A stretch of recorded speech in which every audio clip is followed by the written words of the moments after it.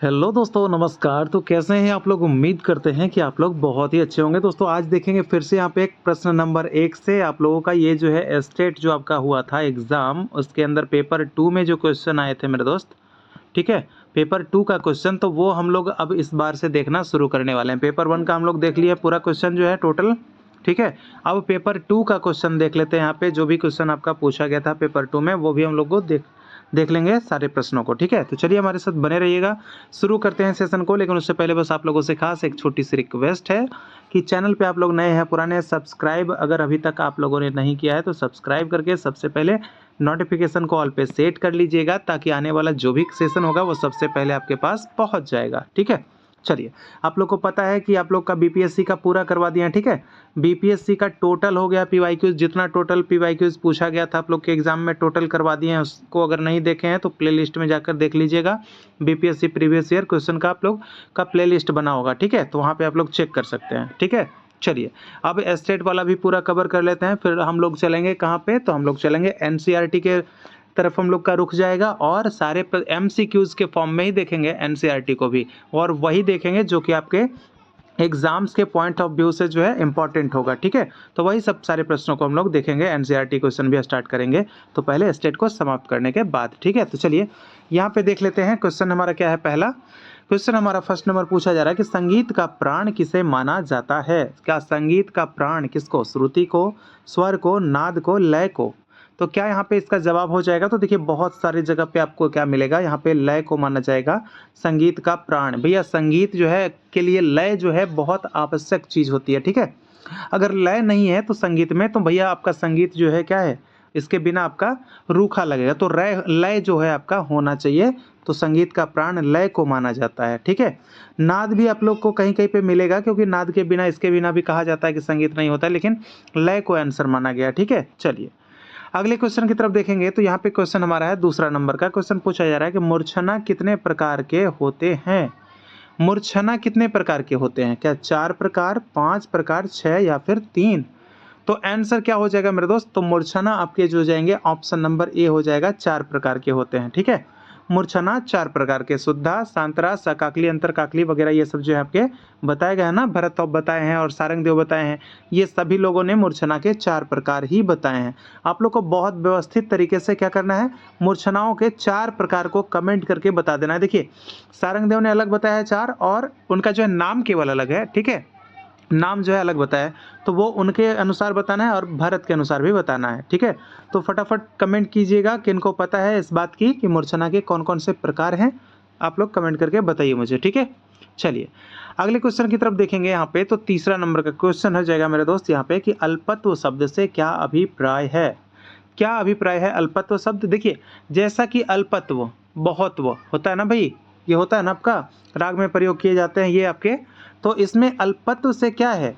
क्या अधिक प्रयोग होगा, अल्प प्रयोग, वक्र प्रयोग या वर्जित स्वर? क्या हो जाता है यहाँ पे? तो यहाँ पे अल्पत्व का मतलब है अल्प प्रयोग, ऑप्शन नंबर बी। अब देखिए यहाँ पे जो है अल्पत्व जो है राग में ये कितने प्रकार से दिखाए जाते हैं? तो अल्पत्व के बारे में ध्यान रखिएगा, ये 2 प्रकार से दिखाए जाते हैं, और अधिक प्रयोग वाला क्या होगा? अधिक प्रयोग वाला जो होगा आपका बहुत्व हो जाएगा, ठीक है? और ये बहुत्व भी 2 प्रकार के, और ये अल्पत्व भी 2 प्रकार से दिखाए जाते हैं। तो अगर आपसे बोले हम कि अल्पत्व में अल्प प्रयोग जो होता है उसको कैसे दिखाते हैं, उसके 2 प्रकार कौन-कौन से? तो अल्प यानी अल्पत्व का जो 2 प्रकार आपसे अगर कह दें, तो एक तो आपका हो जाएगा लंघन, और दूसरा क्या हो जाएगा? दूसरा हो जाएगा अनाभ्यास, ठीक है? अनाभ्यास। ये आपके किसके प्रकार हो गए? अल्पत्व के प्रकार हो गए, लंघन और अनाभ्यास। वहीं अभी अगर आपसे पूछ देगा कि बहुत्व का क्या प्रकार है मेरे भाई बताइए, तो जरा 2 प्रकार से तो दिखाया जाता है, तो कौन-कौन से प्रकार हैं जरा बताइएगा। तो दोस्तों उसके लिए क्या हो जाता है? उसके लिए हो जाता है अलंघन, ठीक है? अलंघन और अभ्यास, ठीक है? अभ्यास करते हुए जाना है पूरा का पूरा, यानी कि बहुत है, ठीक है? तो क्लियर? चलिए अगले क्वेश्चन की तरफ बढ़ेंगे, तो यहाँ पे चौथा नंबर का क्वेश्चन है मेरे भाई। यहाँ पे क्या क्वेश्चन पूछ रहा है कि 22 श्रुतियों में से एक का नाम है। क्या है एक का नाम? क्या कुमुद्वती, प्रथमा, मृदु, मध्या? क्या हो जाएगा यहाँ पे? यहाँ पे आपका आंसर हो जाएगा ऑप्शन नंबर 1, होता है ना भाई, तिब्रा, कुमुदती, है ना? दूसरी श्रुति का ही नाम है ये कुमुदती, किसका? दूसरी श्रुति का ही नाम है। पहली श्रुति का नाम किसका हो जाता है? पहली श्रुति का नाम क्या होता है? तो पहली श्रुति का नाम होता है तिबरा। ये भी आप लोग को याद रखना पड़ेगा, पहली श्रुति, ठीक है। ये पूछता है, ये किसके अनुसार है? ये आपके भरत के अनुसार है। किन के अनुसार? भरत के अनुसार, ठीक है। दत्तिल के अनुसार क्या होता है? दत्तिल के अनुसार जो है पहली श्रुति का क्या नाम है? तो नांदी नाम है। क्या नाम है? नांदी नाम है दत्तिल के अनुसार, है ना। ये सब भी आप लोग को ध्यान रखना है, ठीक है। चलिए अगले क्वेश्चन की तरफ बढ़ेंगे। तो 5वां नंबर का क्वेश्चन यहाँ पे होगा मेरे दोस्त। क्या क्वेश्चन कर रहा है कि गीति को मुख्य कितने भागों में बांटा गया है? तो गीति को मुख्य कितने भागों में? क्या 2 भाग, 4 भाग, 5 भाग या 3 भाग? तो यहाँ पे क्या जवाब यहाँ पे हो जाएगा? ऑप्शन नंबर सी इसका जवाब हो जाएगा मेरे भाई। गीति को 5 प्रकार में, 5 भागों में बांटा गया है। कौन कौन सा? गीति एक तो आपका हो जाएगा शुद्धा, दूसरा हो जाएगा आपका कौन सा? भिन्ना, तीसरा हो जाएगा गौड़ी, ठीक है। फिर आपका हो जाता है बेसरा, और क्या होता है? साधारणी, ठीक है। ये आपके 5 प्रकार की गीतियाँ बताई गई है। तो 5 भागों में इसको बांटा गया। ऑप्शन नंबर सी इसका करेक्ट जवाब हो जाएगा, ठीक है। चलिए अगले क्वेश्चन की तरफ बढ़ेंगे। 6ठा नंबर का क्वेश्चन है कि 72 मेलकर्ता सिद्धांत जो है किसने प्रतिपादित किया है? 72 मेल क्या प्रतिपादित, ठीक है, कौन किए हैं? क्या वेंकटमुखी, अहोबल, भातखंडे या सारंगदेव? तो ये बहुत ही इजी, बहुत ही आसान, ये आपके स्टेट में पूछा गया था। आपका 11-12 यानी कि पेपर 2 में क्वेश्चन पूछा गया था। लगभग आप लोग को सब कुछ करवाए थे, है ना। आप लोग को पता ही होगा क्योंकि स्टेट जब एग्जाम भी नहीं हुआ था उससे बहुत पहले से हम पढ़ा रहे हैं आप लोगों को। तो बहुत अच्छे से क्लियर भी करवाए थे, बहुत अच्छे अच्छे मार्क्स भी लाए थे लोगों ने, ठीक है। और बीपीएससी वाले भी बहुत अच्छे लोग, बहुत अच्छे जो हैं सिलेक्शन भी लिए हैं बीपीएससी TRE 3 के अंदर में, है ना। तो भाई बस आप लोग इसी तरह से जो है सिलेक्शन लेते रहिए, ताकि हमारा भी थोड़ा सा जो है, हम भी थोड़े अपने आप पे गर्व कर सके भाई कि हमारे भी जो है स्टूडेंट्स वो मुकाम पे पहुंच गए भाई। हाँ, मुकाम से एक चीज़ याद आया कि ईरानी संगीत में, ठीक है, ईरानी संगीत में मुकाम किसको कहते हैं? मुकाम किसको कहते हैं? ज़रा सा कमेंट करके बताइएगा, कमेंट बॉक्स में फटाफट टाइप कीजिए, मुकाम किसको कहते हैं, ठीक है। बता रखे हम मुकाम किसको कहते हैं, ठीक है। आइए क्वेश्चन देख लेते हैं यहाँ पे। तो कौन किए थे भाई? तो ऑप्शन नंबर यहाँ पे हो जाएगा वेंकटमुखी। लेकिन वेंकटमुखी तो 72 मेल का तो प्रतिपादन किया ही था। इसमें आपका 36 जो है क्या है? शुद्ध मध्यम वाला, और 36 क्या है बनाया है इन्होंने? तीव्र मध्यम वाला, ठीक है। 36 आपके तीव्र मध्यम। तो कुल मिलाकर आपके कितने मेल हो जाते हैं? 72 मेल हो जाते हैं, यही। लेकिन अगर पूछे कि कर्नाटकी संगीत में मेल जो प्रचलन में जो है उनकी संख्या कितनी है, तो इनमें से केवल प्रचलन लायक जो बनाया था ये आपका 19 मेल बनाए थे, ठीक है। 19 मेल को ही माना है, ठीक है ना। चलिए अगला क्वेश्चन की तरफ बढ़ेंगे। तो क्वेश्चन हमारा हो जाएगा 7वां नंबर का। 7वीं श्रुति पर कौन सा स्वर है? 7वीं श्रुति, चलिए आपको लिखकर बताते हैं। 1 2 3 4 5 6 और 7। आप लोग को हम याद करवाए थे, आप लोग को बताए थे कि एक फॉर्मूला होता है चतुष चतुष चतुश्चैप षडज मध्यम पंचमा द्वय द्वय निषाद गंधारोते और त्रि त्रि ऋषभ धैवतो, है ना, वो करवाए थे। तो आपको उसमें स्पष्ट होगा कि षडज की कितनी श्रुति? 4 श्रुति, ऋषभ की कितनी श्रुति? 3 श्रुति, और आपका किस पे, किसका फिर ग का कितना? 2 श्रुति, ठीक है। 4 3 2, 4 4 3 2, ठीक है, बताए थे ना ये। तो अब देखिए 7वीं श्रुति पे अगर जब हम व्यवस्थित करते हैं तो 1 2 3 और 4, तो 4 पे हमारा क्या है? 4 पे हमारा 7वां रखेंगे 4। अब उसके बाद फिर होता है 3, तो फिर से यहाँ से 3 काउंट कर लीजिए, 1 2 3। तो अगला स्वर कौन सा हो जाएगा? यहाँ पे रे। पूछा तो हमें 7वां वाला ही ना, तो कौन सा स्वर 7वां पे है? ऋषभ है। तो क्या है ऑप्शन में? वेंकटमुखी धैवत। भाई ये कौन सा ऑप्शन? चलिए तो क्या आप समझ पाए ना यहाँ से 7वीं पे किसको? क्योंकि आपके जो प्राचीन समय में थे ना, प्राचीन समय में श्रुतियों को अंतिम जो था अंतिम स्वर पे, स्वरों को अंतिम श्रुति पे स्थापित किया जाता था, ठीक है। तो यही आपका अंतिम श्रुति है। और वर्तमान में जो है भातखंडे जी ने प्रथम श्रुति पे लाके स्थापित कर दिया है। तो इस हिसाब से आपका ऋषभ कहाँ पे हो जाएगा वर्तमान में? 5वां पे हो जाएगा, ठीक है। क्योंकि 4 उसके बाद फिर पहली श्रुति पे आ गया ना, है ना। और ये प्राचीन था इसीलिए 4 3 7 2 9 4 13 इस तरह से जोड़ जोड़ कर अपना रखा करते थे। तो ऋषभ आप लोगों ने देखा कहाँ पे है? तो आपका 7वां पे। तो ऑप्शन नंबर सी इसका सही जवाब हो जाएगा, ठीक है। चलिए अगले क्वेश्चन की तरफ बढ़ेंगे। यहाँ पे 8वां नंबर का प्रश्न है कि नारायण मोरेश्वर खरे द्वारा कितने रागों का उल्लेख मिलता है, यानी नारायण मोरेश्वर खरे ने कितने रागों को मान्यता दिया था या माना था। ठीक है, राग यहाँ पे राग नहीं, यहाँ पे रागांग होना चाहिए, रागांग। ठीक है, क्योंकि राग रागांग पद्धति के जो है प्रणेता जो है नारायण मोरेश्वर खरे ही माने जाते हैं। तो भैया इन्होंने कितने रागांग माने हैं, क्या 30, 20, 25 या 35? क्या यहाँ पे जवाब हो जाएगा, तो यहाँ पे जवाब हो जाएगा ऑप्शन नंबर ए आपका 30। ठीक है, इन्होंने जो है कितने रागांग माने हैं भाई, 30 रागांग माने हैं। क्लियर। चलिए अगले क्वेश्चन की तरफ देखेंगे। यहाँ पे 9वां नंबर का क्वेश्चन है कि राग की परिभाषा सर्वप्रथम किस ग्रंथ में मिलती है। तो भैया राग की परिभाषा, राग शब्द, ठीक है, राग शब्द हो या राग की परिभाषा हो, वो ये जो देने वाले जो व्यक्ति हैं वो एक ही व्यक्ति हैं। कौन, क्या बृहदेशी में दिए हैं या नाट्य शास्त्र में या संगीत रत्नाकर या पारिजात में, किस में? तो देने वाले व्यक्ति एक ही जो है, यह है, इनका नाम है मतंग, और इनका जो ग्रंथ लिखे हैं उसी में तो बताए होंगे ना। तो ग्रंथ कौन सा हो जाएगा, ऑप्शन नंबर ए आपका हो जाएगा बृहदेशी। ठीक है, बृहदेशी। क्लियर। तो यहाँ पे आप लोगों का क्लियर हो गया होगा।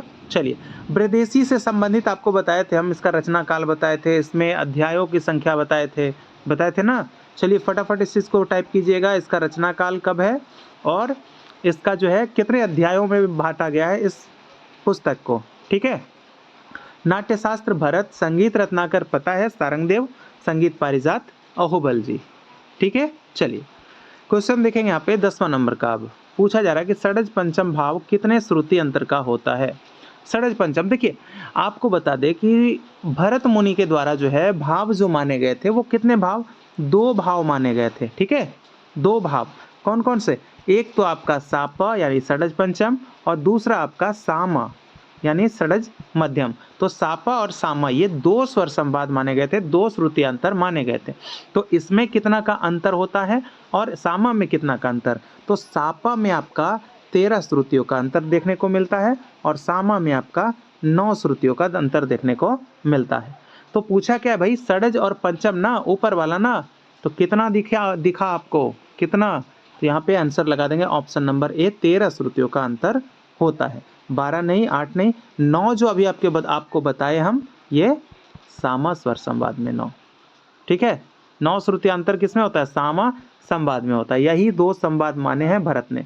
लेकिन अगर आपसे पूछ देगा भाई, चलिए यहाँ पे तो हम आंसर कर लिया ना, अगर आपसे पूछ देगा कि पाइथागोरस के बारे में, किसके बारे में, पाइथागोरस, इसके बारे में अगर आपसे पूछता है कि पाइथागोरस ने कितने स्वर संवाद माने हैं, तब आपको बताना है भैया 3 स्वर संवाद बताने हैं। कितने, कौन कौन सा, सामा, सापा, ठीक है, और एक क्या होता है, सा और तारसा। ठीक है, सासा, इसको कहते हैं, सामा को कहते हैं 4th इंटरवल, सापा को कहते हैं 5th इंटरवल और सासा को कहते हैं ऑक्टेव इंटरवल। ठीक है, तो एक साथ भैया आप लोग को इतनी जानकारी जो है ये दे रहा हूँ, तो आप लोग से बस यही उम्मीद रहेगी कि आप लोग जो है सेशन को लाइक ज़रूर करेंगे, है ना, और अपना भी हमें सपोर्ट देंगे।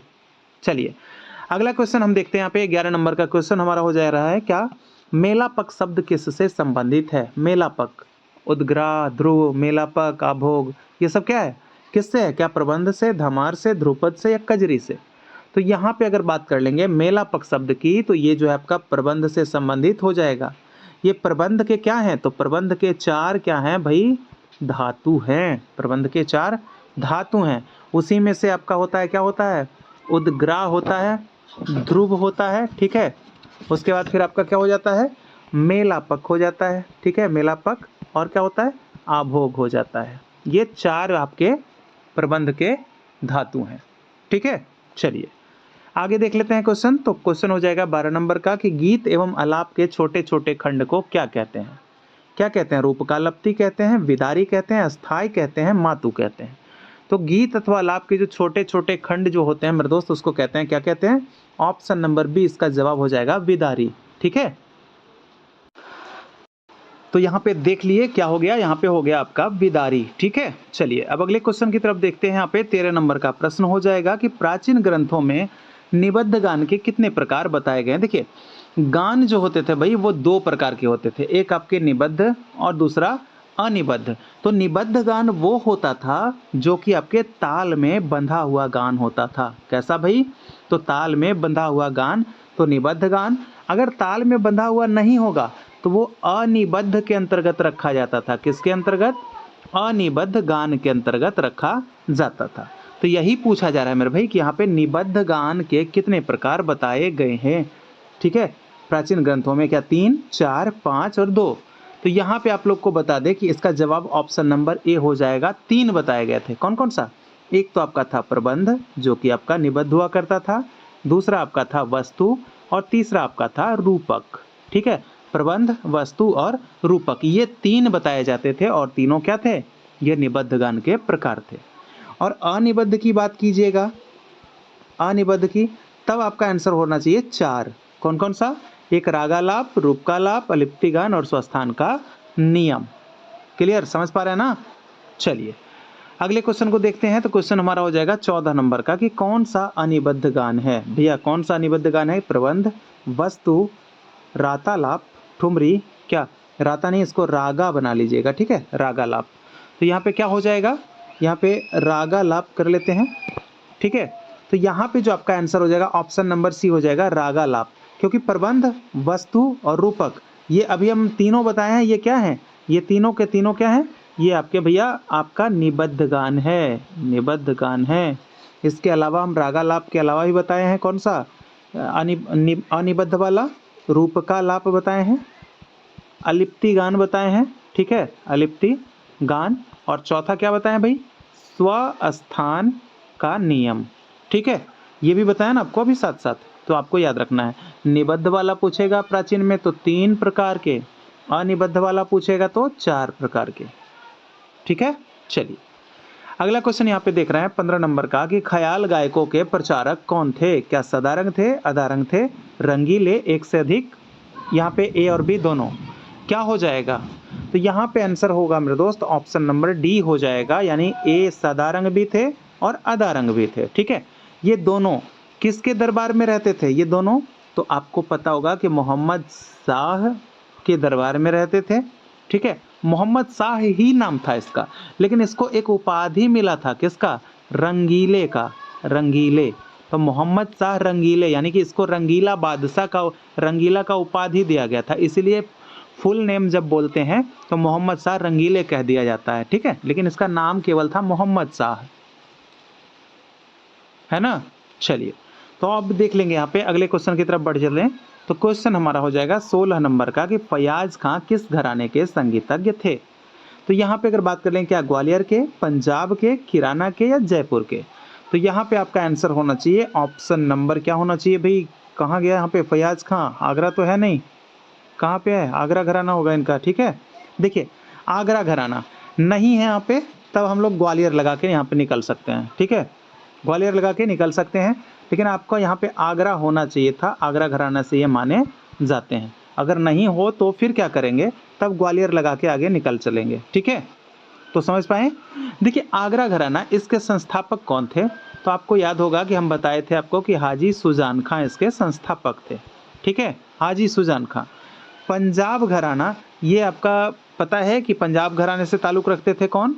ये आपके ए.आर. कुरैशी, जिनका मूल नाम क्या था? ए.आर. कुरैशी का, वो भाई जाकिर हुसैन के पिता, उनका क्या नाम था? चलिए आप लोग कमेंट करके बताइए, ए.आर. कुरैशी जो है उनका वास्तविक नाम क्या कहते हैं, उनको क्या कहते हैं, और जाकिर हुसैन के पिता जो है उनको क्या कहते हैं? यानी सेम दोनों एक ही व्यक्ति हैं। ठीक है, अलग अलग व्यक्ति नहीं है, उनका नाम आप लोग को कमेंट कर देना है। ठीक है, देखिए किराना घराना, यहाँ के अगर संस्थापक बात कर लेंगे तो यहाँ पे कौन हो जाएंगे? अब्दुल करीम खां हो जाएंगे। जयपुर घराने की बात कीजिएगा तो अलादिया खां हो जाएंगे। कौन हो जाएंगे? अलादिया खां। ठीक है, तो ये सब सारी चीज़ें आप लोग को याद रख लेना है। पंजाब घराने के संस्थापक कौन हो जाएंगे? तो आपके लाला भवानी दास हो जाएंगे, पंजाब घराने के संस्थापक, है ना? तो ये सब चीज़ें आप लोग को ध्यान रखनी है। चलिए बढ़ते हैं अगले क्वेश्चन की तरफ। तो 17 नंबर का क्वेश्चन है मेरे दोस्त यहाँ पे कि कृष्ण राव शंकर पंडित किस घराने से संबंधित हैं? क्या ग्वालियर से, आगरा से, किराना से या जयपुर से? तो कृष्ण राव शंकर पंडित यहाँ पे होगा मेरे दोस्त ऑप्शन नंबर ए हो जाएगा, ग्वालियर से संबंधित माने जाते हैं। अगर ग्वालियर घराने के संस्थापक की बात कर लेंगे तो कौन हो जाएंगे? कौन हो जाएंगे भाई? तो यहाँ पे हो जाएंगे आपके नत्थन पीर बख्श। देखिए यही नत्थन पीर बख्श जो हैं, एक आपको याद होगा कि घग्गे खुदा बख्श, है ना, घग्गे खुदा बख्श, जो कि वो तो थे कहाँ के, आगरा के थे। घग्गे खुदा बख्श कहाँ के थे, आगरा के, लेकिन उनको सिखाने से भाई इनकार कर दिया था लोगों ने वहाँ पे आगरा घराने में। तो ये क्या किए, आगरा घराने वाले जो थे घग्गे खुदा बख्श, ये ग्वालियर गए और नत्थन पीर बख्श से इन्होंने शिक्षा ली। उसके बाद फिर वापस ये कहाँ चले आए, आगरा चले आए, और एक नए तरीके से जो है उस घराने को फिर क्या किया था, बनाया था, या उसका पुनर्निर्माण किया था, ऐसा कह सकते हैं, है ना। तो ध्यान रखना है इस चीज़ को भी, इसीलिए दोनों में समानता दिखता है, आगरा घराने में और ग्वालियर घराने में, है ना। चलिए अगला क्वेश्चन हम यहाँ पे देख लेते हैं। क्वेश्चन हमारा हो जाएगा 18 नंबर का कि संगीत किसे कहते हैं, क्या गायन को, वादन को, नृत्य को, या तीनों के मिश्रण को। भैया सबसे पहला क्वेश्चन तो संगीत में यही पढ़ा जाता है ना। चलिए आंसर ऑप्शन नंबर डी, गायन वादन और नृत्य। ठीक है, गायन वादन और नृत्य त्रयम संगीत मुच्यते। ठीक है ना। तो ये तीनों के सम्मिश्रण को संगीत कहा जाता है। चलिए अगला क्वेश्चन यहाँ पे देखेंगे 19 नंबर का, शब्द और स्वर दोनों की उत्पत्ति किससे मानी गई है, क्या नाद से, ओम से, स्वर से, या पृथ्वी से। तो यहाँ पे जो आंसर आपका नंबर 19 के लिए हो जाएगा, यहाँ पे क्या हो जाएगा, तो शब्द हो या स्वर हो, इस सभी की जो उत्पत्ति मानी जाती है मेरे दोस्त, कहा जाता है कि ओम से ही हुआ है, ओम से ही हुआ है। ओम में क्या होता है, अ होता है, उ होता है और म होता है। अर्थात अ यानी ब्रह्मा, लास्ट में आ ब्रह्मा, उ यानी विष्णु, ठीक है, विष्णु, म फॉर महेश, ठीक है, ब्रह्मा विष्णु महेश, तो अ फॉर ब्रह्मा, उ फॉर विष्णु और म फॉर महेश। ठीक है, अगर कभी ये शब्द का अर्थ पूछ दिया जाए कि ओम में जो अ उ म है उसमें उ से किस देवता का बोध होता है, तो आपको ध्यान रखना है विष्णु का, अ से कौन सा देवता, ब्रह्मा का, और म से कौन सा देवता, तो महेश का। ठीक है, ब्रह्मा विष्णु महेश्वरा, है ना भाई, इन तीनों से बड़ा तो कोई देवता है नहीं ना हमारे हिंदू धर्म में। तो सबसे जो है बड़ी चीज़ जो है, सब संगीत की जो उत्पत्ति मानी जाती है इन्हीं से मानी जाती है कि अ उ म से ही उत्पत्ति हुई है। ठीक है, चलिए बाकी सभी धर्मों में एक अपना अलग अलग एक मत है। ठीक है, ये हिंदू धर्म के अनुसार हम बता रहे थे, है ना। चलिए 20 नंबर क्वेश्चन देखेंगे कि साम में मुख्य गायकों को क्या कहा जाता था। क्या प्रतिहर्ता कहते थे, उद्गाता कहते थे, प्रस्तोता, या फिर एक से अधिक। देखिए साम गान के जो मुख्य गायक होते थे मेरे दोस्त, उसको कहते थे उद्गाता। लेकिन अगर ऐसा पूछ दे कि साम गान किनके द्वारा किया जाता था, तब भैया आपका ऋत्विज के द्वारा।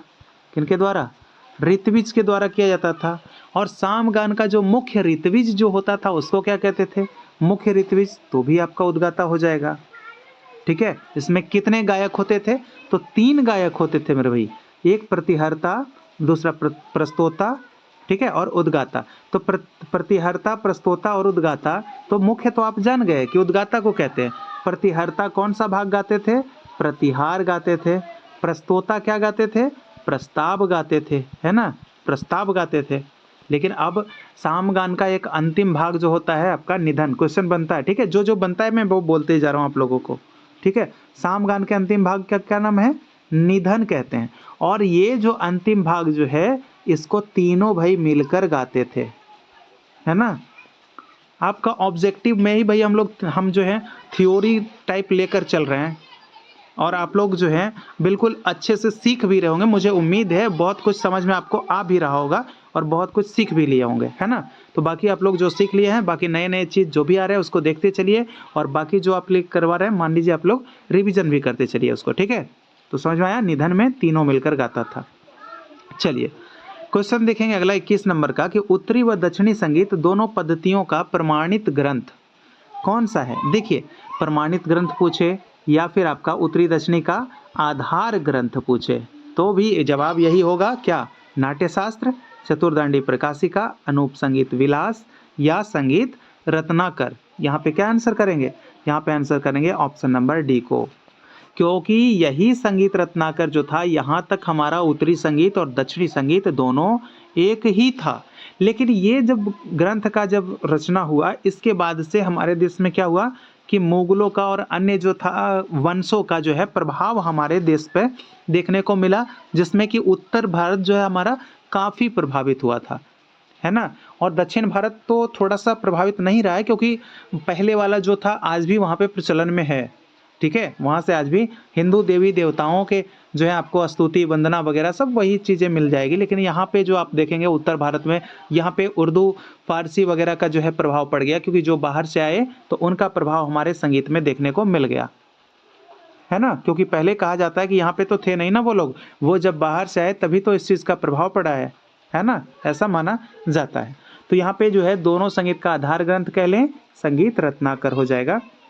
और इसके बाद ही आगे जाकर हमारा संगीत जो है दो पद्धतियों में बट गई, एक आपका उत्तरी संगीत और दूसरा आपका दक्षिणी संगीत, ठीक है। चलिए क्वेश्चन देख लेते हैं 22 नंबर का यहाँ पे कि कर्नाटक संगीत में जावली हिंदुस्तानी संगीत के किस विधा के समान है। जावली यानी कि वहाँ का जावली हमारे यहाँ का किसके समान है, क्या धमार के समान, टप्पा के समान, ठुमरी या ध्रुपद। ध्रुपद नहीं, ध्रुपद, ठीक है।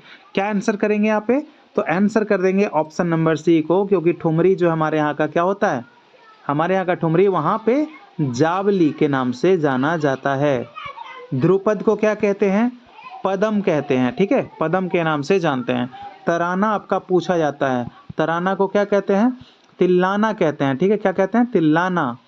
और यहाँ पे आपका होता है कीर्तन, क्या होता है, कीर्तन, और कीर्तन को वहाँ पे कीर्तनम कहते हैं, है ना। तो ये सब चीज़ें आप लोग को ध्यान में रखनी होगी, समझ में आई बात। चलिए अगला क्वेश्चन देखते हैं 23 नंबर का क्वेश्चन है कि कर्नाटक संगीत में रागों के स्वर खाली स्थान प्रयुक्त होते हैं। रागों के स्वर जो हैं कैसे, गमक युक्त, मेंढ युक्त या कर्ण युक्त या खटका युक्त।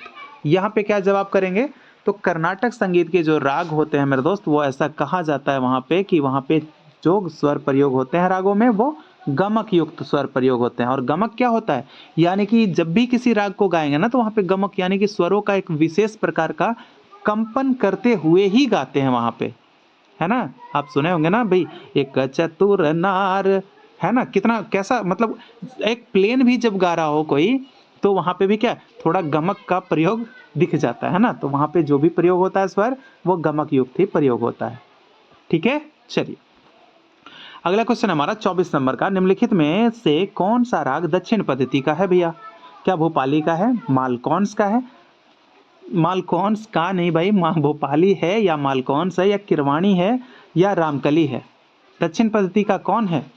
तो यहाँ पे आंसर कर देंगे ऑप्शन नंबर सी को, किरवाणी। राग किरवाणी जो है ये आपका दक्षिण संगीत पद्धति का राग है। हाँ एक चीज़ आप लोग को बता दें कि भाई यहाँ पे आप लोग को जो भी ये करवा रहे हैं क्वेश्चन, तो जिनको भी पीडीएफ चाहिए भाई, प्रीवियस जो भी करवाए हैं जो भी सेशन उसका भी पीडीएफ चाहिए, और जो ये करवा रहे हैं इसका भी पीडीएफ चाहिए। तो भाई जिनको पीडीएफ चाहिए आप लोग को क्या करना है, 199 ही केवल पेमेंट करना है। करना कैसे है भाई आप लोग के लिए, तो ये आप लोग को बता दूं कि व्हाट्सएप नंबर दे रहा हूँ 9122366282, ये व्हाट्सएप नंबर है, ठीक है। इस पे व्हाट्सएप कीजिएगा, जिनको भी पीडीएफ चाहिए तो आप लोग लिखिएगा कि पीडीएफ चाहिए, ठीक है। उसके बाद आप लोग को वहाँ से स्कैनर प्रोवाइड करवा दिया जाएगा और पीडीएफ आप लोग को आपके एग्जाम्स तक मिल जाएगा, ठीक है। बस 199 में ही, वन टाइम, बहुत ज़्यादा कुछ है नहीं भाई, इतने में क्या सोचना है, कुछ भी नहीं सोचना है ना, 199 की तो केवल बात ही है। चलिए तो ये आप लोग को समझ में आ गया, जो भी नए लोग होंगे समझ गए होंगे कि पीडीएफ कैसे मिलेगा। चलिए आगे देख लेते हैं यहाँ पे। तो क्वेश्चन हमारा क्या था, तो इसका आंसर हो जाएगा ऑप्शन नंबर सी। देखिए भोपाली ये आपका कौन सा थाट, ये तो हमारे यहाँ का है ना भाई, कल्याण थाट से है। मालकौंस कौन सा थाट, भैरवी थाट का, ये तो हमारे यहाँ का ही है। रामकली कौन सा थाट, भैरव थाट का, ये भी तो हमारे यहाँ है। हम जानते हैं कि हमारे यहाँ 10 थाट का प्रचलन है, और कर्नाटकी संगीत में जो है आपके 19 मेल का प्रचलन है। तो थाट कह लें, मेल कह लें, संस्थान कह लें, ये सब क्या है, एक दूसरे के समानार्थी शब्द हैं, है ना, ये भी ध्यान रखना है। चलिए क्वेश्चन की तरफ चलेंगे। यहाँ पे 25 नंबर का क्वेश्चन है कि राग भूपाली का वादी स्वर कौन सा है। भूपाली, देखिए भूपाली की बात कीजिएगा तो अभी बताएं हम कौन सा थाट, कल्याण थाट। इसका जाति क्या हो जाता है, भूपाली का जाति इसका हो जाएगा औडव, औडव इसकी जाति हो जाएगी, क्या हो जाएगी, औडव, औडव इसकी जाति। देखिए औडव औडव जाति तो हो गई, लेकिन वर्जित कोई स्वर होगा तभी तो ये म इसमें आपका वर्जित है और नी वर्जित है, ठीक है, ये दोनों स्वर वर्जित होने के कारण औडव औडव इसकी जाती है। अब इसमें पूछ क्या रहा है, क्वेश्चन पे आ जाइए। पूछ रहा है कि इसका वादी स्वर कौन सा है, तो वादी इसका ग और संवादी ध होता है मेरे दोस्त। तो वादी का आंसर क्या हो जाएगा, ऑप्शन नंबर बी हो जाएगा।